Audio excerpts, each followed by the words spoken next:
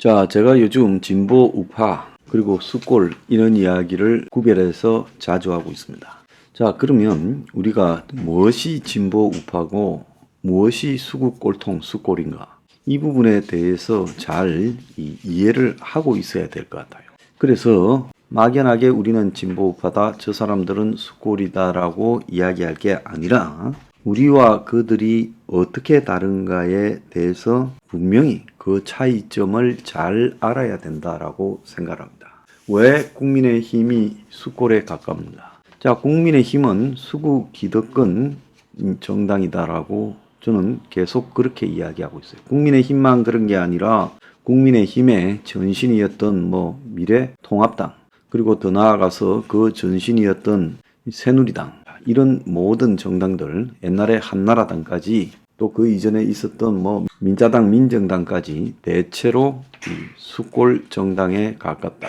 자, 그 이야기를 제가 하는 겁니다. 왜 그런가 하면 이 수골이라는 것은 수구 기득권 꼴통이다라는 뜻 아니겠습니까? 변하지 않고 기득권을 유지하려고 하는 그런 꼴통들이다. 자, 그러면 민주당은 뭐냐? 저것은 친북 좌파 수골이라고 봐야 되죠. 그래서 민주당도 변하지 않는다. 지금 민주당의 북한의 조선노동당 같은 저런 형태를 보세요. 그렇다면 저 민주당도 수골, 그야말로 기득권당인데 분류상으로만 수구 기득권 꼴통당이지 수골 기득권당인 점은 다르지가 않아요. 그래서 국민의힘은 수골 보수당이고 저쪽은 수골 좌파당이다. 민주당은 진보라는 말을 붙여줄 수도 없어요. 그래서 수골 친북 좌파당이다, 이렇게 봐야 되는 겁니다. 자, 그래서 우리가 진보 우파라고 하는 정체성을 가지는 부분의 가장 첫 번째 것은요, 다수 서민의 삶과 과연 국민들 다수를 우선으로 하는가인 겁니다. 자, 정치가 1인 1표라고 하면서도 실질적으로 정치에 대한 이 방향성은 1인 1표가 되기보다는 현재 민주주의를 하는 대부분의 나라에서 1달러 1표, 돈에 대해서 정치인이 더 우선시한다. 그래서 머리수는 선거 때만 잠시 속여먹는데 중요할 뿐이고 나머지는 돈에 따라서 정치를 한다. 그래서 정치에 사람의 머리수보다 돈의 이 역할이 더 중요하다는 거죠. 그래서 미국이나 한국이나 이렇게 유럽이나 가만히 보면 국민들 다수의 의견이 반영된다 하면 이 정치에서 빨리빨리 사회 문제가 개선이 되지 않겠습니까? 주거 문제도 집이 없는 사람이 절반인데 그렇다면 주거 문제도 원가 주택을 국가가 공급하는 쪽으로 빨리 정리되겠죠. 그런데 수구 꼴통 친북 좌파당이나 수구 꼴통 보수당이나 다 그렇게 하려고 생각조차도 안 하는 것. 자, 그리고 과외가 지금 저렇게 많이 이 문제를 일으키고 있으면 과외 금지를 시키면 됩니다. 민주주의를 추구하는 나라 중에서 이런 정책들을 펴는 나라들이 많이 있어요. 그런데 불구하고 두 정당 모두 사교육을 비판하면서도 사교육 금지에 대해서는 말을 못하고 있어요. 그래서 사교육이야말로 공평한 기회균등의 이 신분 상승의 기회를 막는 아주 악질적인 제도다라고 생각하면 얼마든지 할 수 있지 않겠습니까? 그런데도 절대 하려고 하지 않죠. 자, 그래서 이런 수골 정당들의 특징은 다수 서민을 위한 정책을 하는 게 아니라 자신들의 이해관계가 있는 기득권을 위한 정책을 대체로 추구한다는 거예요. 노무현이 때 보면 한미 FTA를 한 거, 그 뒤에 많은 이익이 한국에 왔다지만은 노무현이 신자유주의적인 한미 FTA에 적극적으로 뛰어드는 이유는 기업의 이해관계, 대기업의 이해관계를 반영해서죠. 그래서 친북 좌파당도요, 대기업의 이해를 반영하는 데는 매우 적극적이라는 겁니다. 마찬가지로 윤 정권이 규제 완화, 그래서 이제 규제를 갖다가 마치 아주 사회 악인 양 혁파하고요. 심지어 이제 주택에 대한 규제 완화를 오세훈 등이 한강변에서 해주려고도 하지 않습니까? 그런 부분들이 다 뭐라고 봅니까? 그리고 또 세금에 대한 규제 완화를 여러 차례 지금 해주려 하고 있죠. 그 모든 것이 수구 기득권의 이해관계와 일치되기 때문에 그런 것이죠.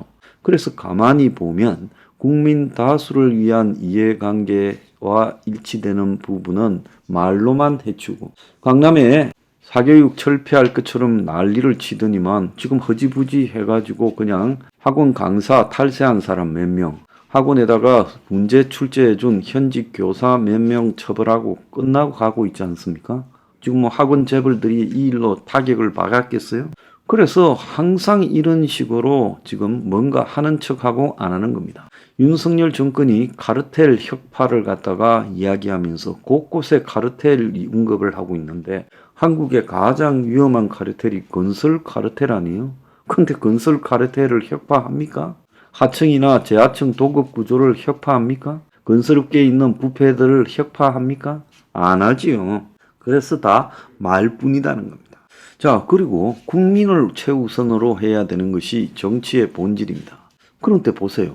외노자들을 데려다가 그야말로 비숙련 외노자, 숙련 외노자 다 확대하고 심지어 뭐 필리핀 가사 도우미 확대하고 외노자들의 거주 기간도 최대 10년까지 늘리겠다고 하고 그래서 앞으로 한국의 이 노동력의 미스매치를 갖다가 핑계 삼아서 노동력 공급액과 수요 간의 미스매치가 있다면 그 노동력이 필요한 분야에서의 근로 환경을 개선하고 임금 구조에서 정부가 개입해서 근로 장려금을 국가가 주는 방향으로 해서 극복하도록 노력해야지. 그런다고 다 외노자를 데려오면 됩니까? 강경한 노조, 민노총, 한노총이 문제라면 민노총, 한노총을 근본적으로 개혁하려 해야지 민노총, 한노총 때문에 외노자 데려다가 숙련 노동까지 시키고 그리고 대규모 한국 제조업 사업장이나 부디 산업에 다 외노자로 대체하겠다면 이게 맞는 이야기예요? 자, 플랫폼이 4차 산업혁명이다, 뭐 첨단 미래 산업이다 운운하면서요. 지금 플랫폼을 갖다가 밀어주려고 작정하고 나오지 않습니까? 심지어 뭐 원격 의료까지 이야기하고 그것이 마치 의료 산업의 미래인 것처럼 이야기하고 온갖 뻥을 쳐대고 있습니다. 그런데 그런 것들이 그야말로 전통적인 전문직의 영역까지도 전부 장악해서 결국은 이 거대 플랫폼은 누가 이깁니까? 거대한 자본력을 가진 독점 사업자가 이기는 거예요. 자, 택시업계에서 결국은 카카오 택시가 지금 다 썰어버렸고 전자상거래에서 쿠팡이 썰어버렸고 그러지 않습니까? 그래서 심지어 오프라인의 마트까지도 지금 타격을 입히고 있어요. 자, 이런 것들을 누가 만들었냐? 자, 응시점 업계에서 지금 헤게모니를 누가 잡았습니까? 플랫폼이 잡았어요. 단순한 배달 플랫폼이 아니라 이 플랫폼이 그야말로 한국의 자영업의 구조나 특고라고 부르는 배달 자영업자의 구조까지도 다 바꾸고 있고 택시 구조까지도 바꾸고 있습니다. 자, 그들은요, 그들이 벌어들이는 돈이나 그들이 만드는 매출에 비해서 터무니없는 고용을 하고 있죠. 그런데 이런 것들을 갖다가 4차 산업이고 모두가 잘 살게 된다면서 계속 활성화시키는 쪽으로 말하고 이런 것들을 갖다가 비판하는 사람은 이 차이티스트 또 더 나아가서 러다이트 운동을 전개하는 좀 철진한 사람들이다라고 매도하고 있습니다. 그래서 결국은요, 가만히 보면 국가의 주요 정책이 다 기득권의 지금 입장을 존중하는 쪽으로 가고 있다. 이게 두 번째 핵심이에요. 첫 번째가 다수 서민의 삶과 국민 우선이냐. 자, 두 번째가 기득권에 대한 어떤 입장과 태도를 취하느냐. 그래서 혁명 21은 기득권의 여러 가지 제도와 시스템을 반대하면서 기득권을 철폐하자라고 합니다. 근데 한국의 저 국민의힘이나 그 앞잡이 수골 정당들을 보면 기득권에 대해서 철저하게 끈아풀 노릇을 하고 있지 않습니까? 그래서 기득권을 바라보는 시각에서요, 이 수골과 진보 우파의 차이가 있는 거죠. 진보 우파는 국가에서 중요한 것은 다수를 차지하는 중산층 서민, 그들이 95%쯤 된다고 보고 있습니다. 일부 한 상위 20%는 저거들이 다 상류층이라지만 무슨 상류 20%가 상류층이에요? 그래 봤자요, 5, 6억이고 20%는 10억이 10%라 해봤자요, 한 10억 안팎이에요. 5%라 해봤자 14, 5억이에요. 순자산 4인 가구 기준으로. 그러니까 제가 볼 때 95%는 다 중산층과 서민에 불과하거나 빈민이라는 겁니다. 그런데 중산층이 그리고 서민 빈민이요, 마치 자기들이 한국의 초상류층 밑에 있는 중상층쯤 된다고 착각하게 만들어서 기득권을 위한 제도에 동조하게 만드는 이 착시 현상을 불러일으키는 것이 오늘날 기득권의 행태라고 보고 있습니다. 자, 그래서 숙골은 철저하게 이런 기득권의 의도에 복무한다, 즉 따라간다라는 겁니다. 세 번째로는요, 사회개혁을 갖다가 중시하느냐는 거죠. 자, 혁명 21은 지금 지자체 선거를 없애버려야 된다. 또 공무원이 정책 신명제를 해서 정책이 잘못되면 거짓말한 공무원은 책임지게 해야 된다. 공무원의 뇌물에 대해서는 곧바로 아웃시켜버려야 된다. 또 국회의원이나 장차관 같은 고위직, 그 이상의 고위직, 총리, 대통령 이런 사람들은 국민 평균 중위소득 월급 한 450만 원 안팎의 이 월급을 줘야 된다. 월급 받으려고 고위직 하는 거 아니잖아요. 그 돈 준다고 나는 먹고 살기가 어려우니까 공직 안 하겠다 해도 그 돈 받고 공직할 전문성을 가진 훌륭한 사람도 많고 줄을 설 거라고 봅니다. 그래서 이 공직에 대한 특혜나 비리 구조나 그리고 급여 수준들을요, 이걸 갖다가 다 없애버려야 저 공직이 부패하지 않는다는 겁니다. 국회의원을요, 숫자를 줄이는 게 능사가 아니라 줄이면 특권이 더 많이 생기기 때문에 국회의원을 갖다가 한 1000명으로 늘리고 지방자치제를 없애버리고, 지방자치제는 밤에 그야말로 명예직으로 이렇게 시민들이 하도록 만들고, 그리고 지자체를 없앤 자리에 늘어난 국회의원들이 지자체 의원 역할까지 겸임하게 하고 그들에게는 중위소득 정도 월급을 주면 국회의원 한다고 어디 가가지고 큰 소리 치고 다니지도 못할 거라고 봅니다. 그래서 지자체의 역할도 겸하고, 그리고 중앙정부 의회 역할도 겸하도록 일을 더블로 시켜 먹어야 된다, 이런 생각입니다. 이런 사회개혁, 정부의 이 각종 공무원에 대해서 철저하게 줄이고, 또 더 나아가서 필요 없는 공공기관이나 또 연구원 이런 것들도 줄이고, 또 인프라 예산을 갖다가 토건 예산을 줄여서 모든 것을 고용을 창출하는 쪽에 집중해야 된다. 민간이 고용을 앞으로 잘 못할 거다. 장기 침체 상태에 빠져들면서 민간 고용은 점점 더 줄 거다. 그러면 국가가요, 교육, 보육, 요양 쪽에서 일자리를 창출하는 것이 핵심이다. 예술 쪽에서 일자리를 창출할 수도 있겠죠. 자, 그리고 마지막으로는요, 부패 척결과 과거에 대한 단죄. 숙골들은요, 부패 척결을 갖다가 입으로만 말하지 정작 지금 문재인 부패를 척결하자고 단죄하자고 나서서 싸우는 숙골들이 별로 있습니까? 거의 없지 않습니까? 그래서 철저하게 사회 부패에 대해서 단죄하자고 나서고 척결하자는 것, 이것이요 진보 우파의 자세라고 저는 보고 있습니다. 마지막으로요, 안보 문제에 있어서 진보 우파는 말로만 북한에 대한 강경 대처가 아니라 핵 개발을 하자는 겁니다. 국민에게 의사를 물어서 핵 개발을 하고, 또 전술핵도 미국 보고 핵 개발이 될 때까지 배치하라고 요구하고, 그리고 세계를 상대로 북한의 저렇게 핵위협에 대해서 우리가 방어 능력이 없는데 한국은 예외적으로 핵무기를 개발할 수 있도록 세계가 허용해야 된다. 이런 노력들을 시도해야 되지 않겠습니까? 솔직히 말하면 북한이 핵을 가지고 있는 마당에 남한이 핵을 가진다고 그게 무슨 핵 비확산이 되는 겁니까? 북한의 핵에 대해서는 이 비확산 시키도록 하는 노력이 하나도 없이 핵을 개발하도록 지켜보는 것이 미국식 전략적 인내잖아요. 그런데 한국이 핵을 가지는 게 뭐가 문제가 있습니까?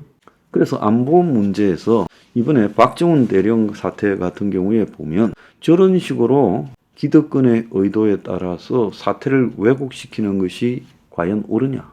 그야말로 민초들과 뜻을 같이 하는 뜻있는 해병 오비들의 순수함을 가지고 해병 사병의 죽음에 대한 진실을 있는 그대로 파헤치고 직위고하를 막론하고 처벌해야 된다. 이것이 맞는 자세 아닌가 하는 겁니다. 그래서 이 숙골 보수들은요, 말뿐이라는 겁니다. 진보 우파는요, 말뿐이 아니라 정책으로 그런 것들을 갖다가 현실화시켜서 다수 서민의 삶과 국민 우선, 안보 우선이 이룩되도록 실천하려고 노력한다는 겁니다. 그래서 진보 우파는요, 말뿐인 좌파 우파, 보수 진보가 얼마나 허황됐냐는 것을 우리가 북한의 조선 노동당식의 저 친북 좌파 민주당을 바라보면서 충분히 느꼈잖아요. 김대중, 노무현, 문재인, 앞으로 또 이재명이든 누구든 100년을 가도 저건 안 바뀐다는 겁니다. 진북 성향도 안 바뀌고 파시즘도 안 바뀌는 거예요. 자, 국민의힘 같은 저런 정당이 천년 만년을 간다고 국민의 주거나 또 국민의 사교육에 대한 심각함이나 보육이나 요양이나 일자리나 그리고 외노자 문제를 해결할 수 있다고 보십니까? 절대 안 바뀝니다. 그래서 진보 우파가 한국에서 반드시 존재하고 그들의 세력을 넓혀가야 한국의 수구 꼴통 정당들이 각성한다는 겁니다. 감사합니다.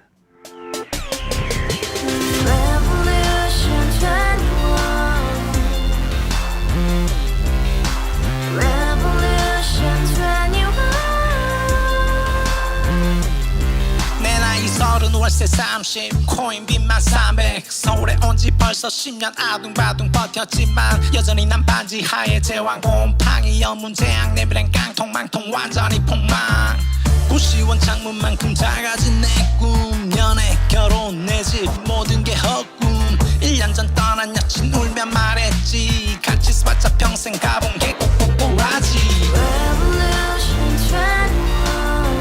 가바후스 700 나도 소유주 가바후스 700 나의 소주 택시기사 우라부지 마트 캐셔 울어무니 우리 집안 다 털어봤자 후줄 그래 개선민 내미래 거기서 팍 끝난 거지 팍더 이상 노력 따윈 괴물이 스펙 찾아서 말리 비오는 날 알바 잘려 맨날 학원 날 개쳐 발려 밤비 내리는 양화대교 홀로 걷고 있을 때 현수막에 아로 새겨진 평당 700짜리 아파트 다같이 소리 질러 혁명 21 가바후스 700 나도 소유주 가바후스 700 나의 소주 You and I, we live together in the house, brand new day, and your dream had just begun. Revolution 21, only open happiness. 너의 곁에 내가 영원히 함께. 지금까지 정치인들 입만 열면 찝찝찝 개소리 멍멍멍